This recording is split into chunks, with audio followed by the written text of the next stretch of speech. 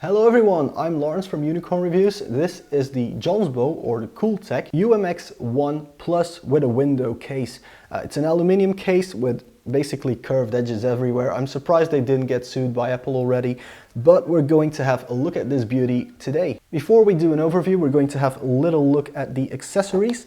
The box is fairly small actually, but there are some interesting accessories in there. So we got these vibration dampening rubber pads by 3M. Oddly enough, a speaker. That's one of the first times I ever saw that with a case these days. So a speaker and some rubber washers, as well as some screws to make sure that your case doesn't make too much noise from, vibrating hard drives, for example. Alright, then before I put all the hardware in, I wanted to give you guys a bit of a physical overview before everything's in there, because it will be a bit cramped later on. So as you can see, full aluminium body. This is a acrylic plexiglass panel with a curve, so it's really nice curved. I'll take this protector off at the end, don't worry. It's the same on the other side. It's nice and curved, but this side is aluminium as well. On the top there is a single exhaust for a slim fan. It's a very slim fan and it comes with quite poor mounting, and I'm going on a rant about that later on. Now on the front of the case we have a power button, your audio in and audio out, as well as two USB 3.0 ports and two USB 2.0 ports. That's all fairly usual. On the back we get two PCI slots, a normal exhaust, but not enough room for a fan. It doesn't come with a fan. There are mounting holes for an 80mm fan there, so that's all right. And then a power in, which loops all the way through, and I'm going to talk a bit about that as well. Now, if you take the side panel off, like so, it's very easy. You can just pull it off. You can find two dust filters in the bottom. So these just slide out like so, fairly easily. You can adjust the tension with a thumb screw in the bottom, so you can lock them in. You can loosen them again later on. Bunch of cables here. So this is for SSD. So in the front you put your SSD. Hard drives go here in the back, kind of blocking all the air that can be sucked in here, but it is a fairly compact case. Power supply goes in the top here, but I have to, as I said, the cable routes all the way around, and it comes with a right angle connector, which is a bit of an issue with the Corsair RM power supply that I wanted to use. So I had to cut a piece off of this connector, because otherwise it would hit the metal bracket and you couldn't possibly get this connector on there. Quite stupid if you ask me. Also, the switch on your power supply will be completely covered. So that's something to keep in mind for people who use that switch a lot. Fairly nice feature is that we have a full rubber surrounding all the way around.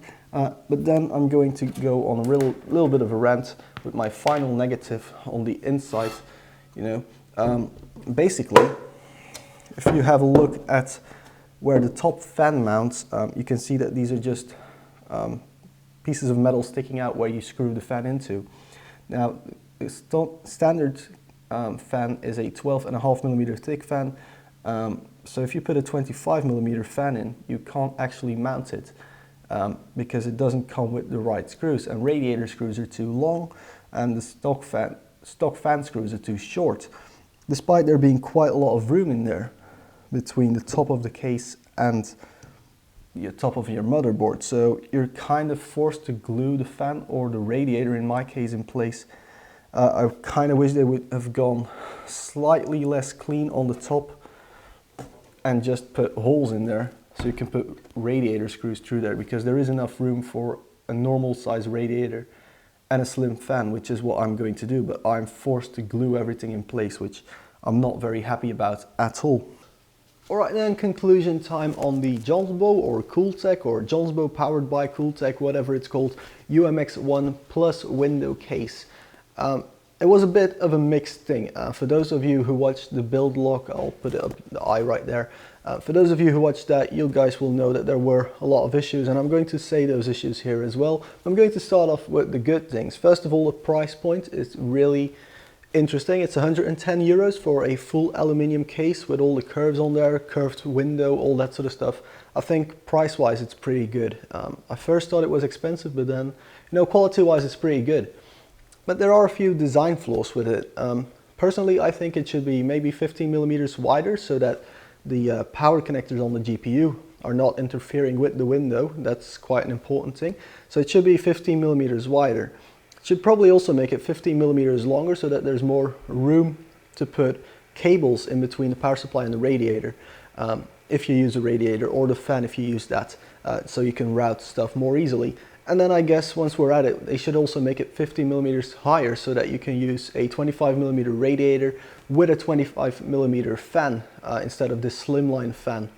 And on the topic of the radiator, so they used this really weird design with pins that the fan slides over and then you screw it in, and basically the only way you can put a fan in there is by using the standard fan with the standard screws, unless you glue stuff together. And I actually had to glue the radiator in there and then glue the tiny fan to the radiator because the screws it came with were too short to mount it a normal way. So they should really just go for a standard mounting mechanism. I don't care that there are 4 little holes in the top for a screw. If they deliver screws in the same color as the case, or I mean, it's a black case, you can just spray paint it black if you want to. So they should really change maybe the dimensions for the UMX, I mean for the next model, whatever they'll call it. It should be slightly bigger and have an easier to mount radiator. Other than that though, because of the way it's designed, you can easily route your power supply cables all the way around, and so I think on the inside the build looks pretty clean. Thermal performance is alright. This i5 in there is running at 4.2 gigahertz at the moment because you don't need anything more, but it's running at only 60 degrees with the radiator, well, the fan on there running at really low RPM. The graphics card is easily and well cooled as well, despite the intake in the bottom being covered by the hard drive, which is not the easiest thing to install, and also our SSD. And it's quite something to keep in mind is your connectors on here, and that is, for me, that was one of the other big issues. The power supply connector, the angle on there, I had to cut a cable up basically to make it work. And the same pretty much goes for your SSD and your hard drive mounts as well, because it's so flush with the bottom of the case that if you have an angled connector, or if there's a cable coming out of the, out of the sides, it's going to be quite hard to make it fit. But once you do get it together though, the finished product looks gorgeous. I'm very happy with the outcome of it. First, I'm going to be honest here, when I bought the case, I was really excited about it. When I got it, I kind of wanted to send it back because I knew it would be a nightmare to build in. It was a nightmare to build in, but now that it's finished, I really like, the finished product. I think it looks gorgeous. There's so much performance in such a little case as well, and it's not even loud or anything. So overall, I'm happy with it, but they should make it slightly bigger and easier to work with. Anyway guys, if you like this video, press that like button. If you didn't like the video, go and hit the dislike button. Subscribe to Unicorn Reviews, it's free. You get an update every Friday at 7 Central European Time, sometimes on Tuesdays as well at 7. And if you want to follow me even more, you can follow me on Twitter and Facebook. And if you want to support the channel, getting me better recording equipment mostly, you can use the Patreon link in the description below. Anyway, thank you very much for watching.